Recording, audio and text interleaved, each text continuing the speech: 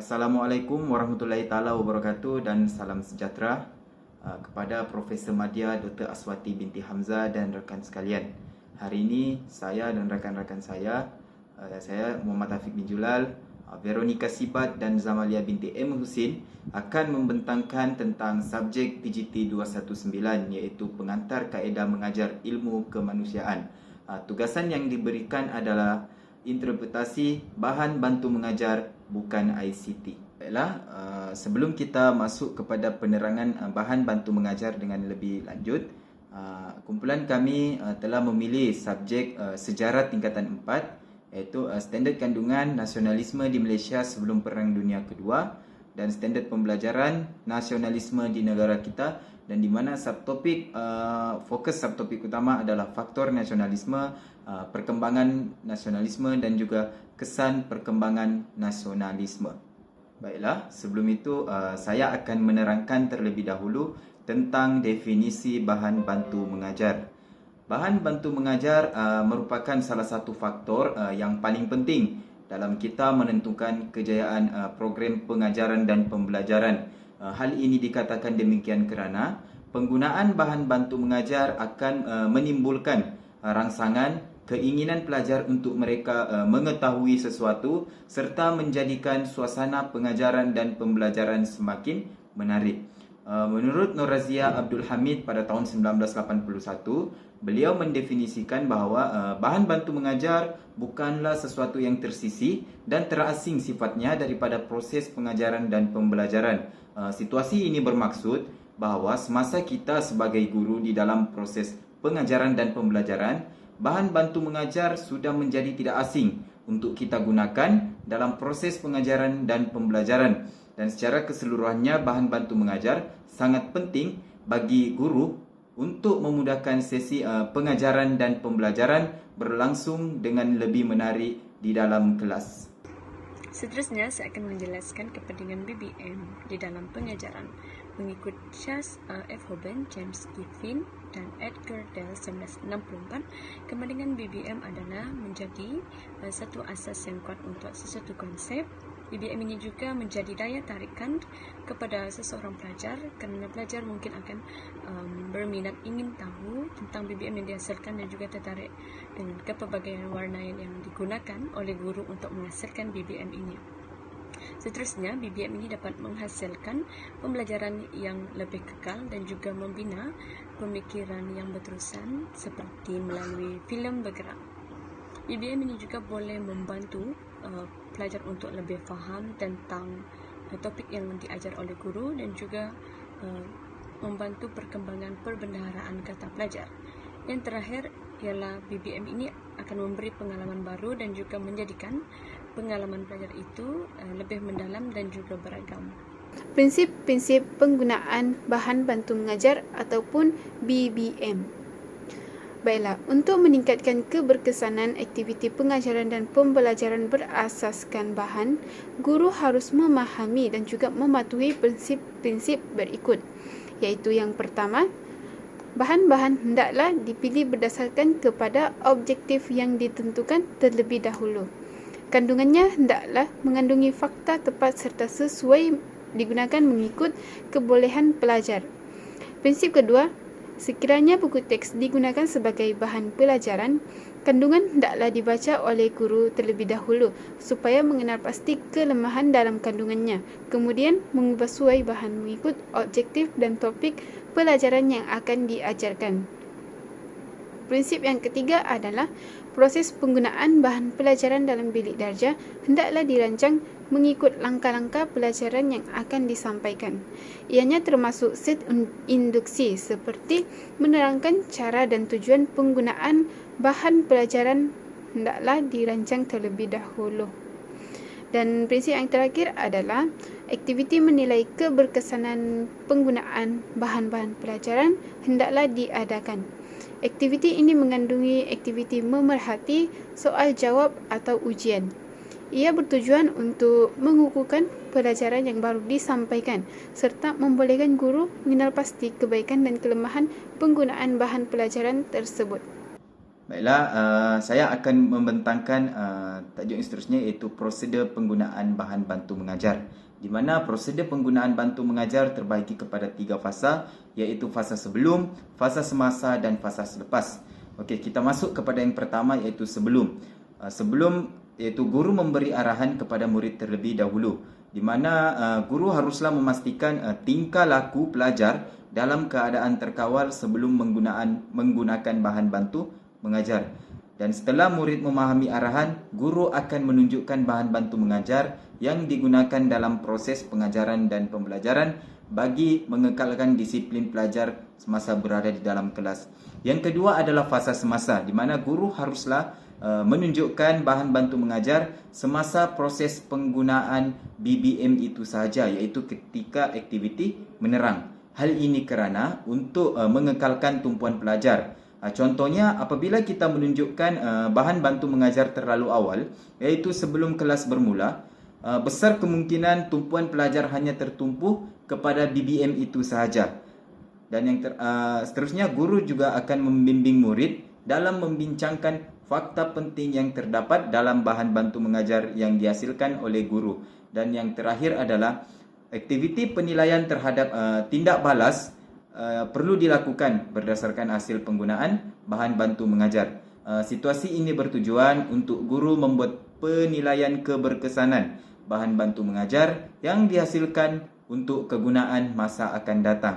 Seterusnya, fasa yang ketiga adalah fasa yang selepas, di mana BBM yang telah digunakan perlu dikumpul dan disimpan semula dengan baik.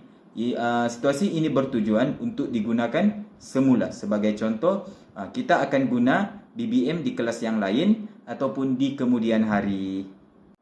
Okey, baiklah. Seterusnya, saya mewakili kumpulan saya akan membentangkan bahan bantu mengajar yang kumpulan kami telah hasilkan. Nama bahan bantu mengajar yang kami hasilkan adalah kotak minda.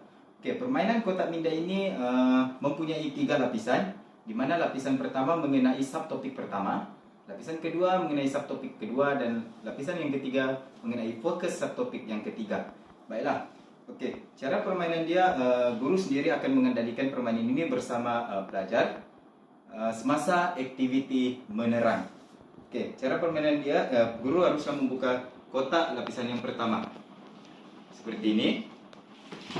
Okey, seperti yang kita lihat, kotak lapisan pertama ini berfokuskan kepada subtopik yang pertama, iaitu faktor kemunculan gerakan nasionalisme.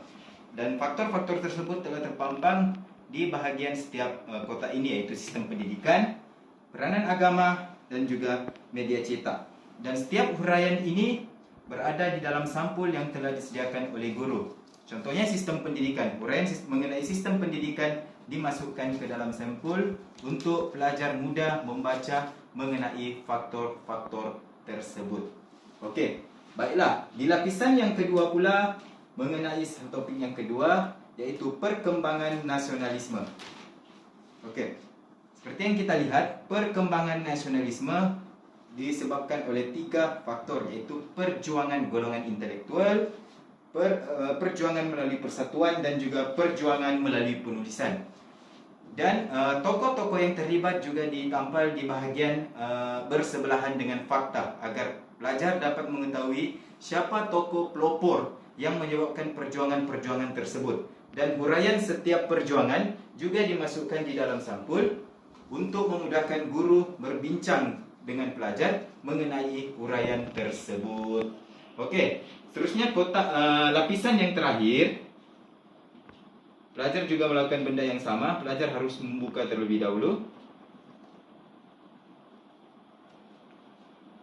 Dan selepas membuka, pelajar akan mengetahui apa isi kandungan yang terakhir, iaitu mengenai subtopik kita yang ketiga, iaitu kesan perkembangan nasionalisme. Di mana kesan perkembangan tersebut terbagi kepada 3, iaitu kesan kepada sosial, kesan kepada ekonomi, dan juga kesan kepada politik.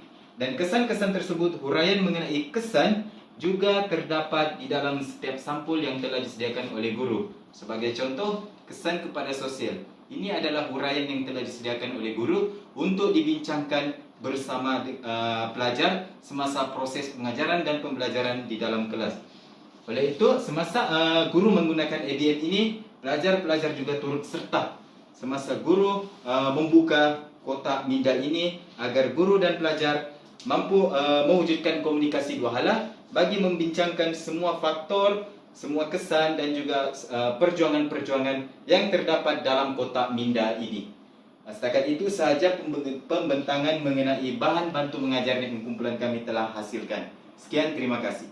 Penggunaan bahan bantu mengajar BBM sememangnya akan memberikan impak yang positif terhadap murid sekiranya guru telah membuat persediaan rapi untuk setiap langkah pengajaran yang ingin disampaikan dalam objektif pembelajaran. Salah satu daripada implikasi penggunaan BBM dalam proses pembelajaran ialah ianya akan mewujudkan suasana pembelajaran yang aktif di mana semua murid melibatkan diri dalam pelbagai aktiviti yang menyeronokkan. Jika dilihat dari segi interaksi pula, penggunaan BBM yang berpusatkan murid ini akan menggalakkan interaksi yang lebih berkesan dalam proses pengajaran dan pembelajaran. Murid tidak akan berasa takut dan malu dengan murid yang lain. Sebaliknya, mencuba segala aktiviti yang diadakan berdasarkan kepada panduan yang diberikan oleh guru. Murid akan bertanya kepada guru sekiranya mereka kurang jelas tentang isi pelajaran yang diajar. Di samping itu, melalui aktiviti penggunaan BBM ini juga akan memupuk semangat kerjasama di kalangan murid. Belajar secara berkumpulan dalam bilik darjah memerlukan kerjasama yang tinggi di kalangan ahli kerana ianya akan memberikan impak yang besar terhadap suasana pembelajaran. Penggunaan BBM yang berkesan juga akan menggalakkan guru untuk meningkatkan kadar penggunaan kemahiran pedagogi mereka di dalam bilik darjah. Bagi menghasilkan pelaksanaan aktiviti yang berkesan, guru akan mengambil kira latar belakang dan juga kebolehan murid.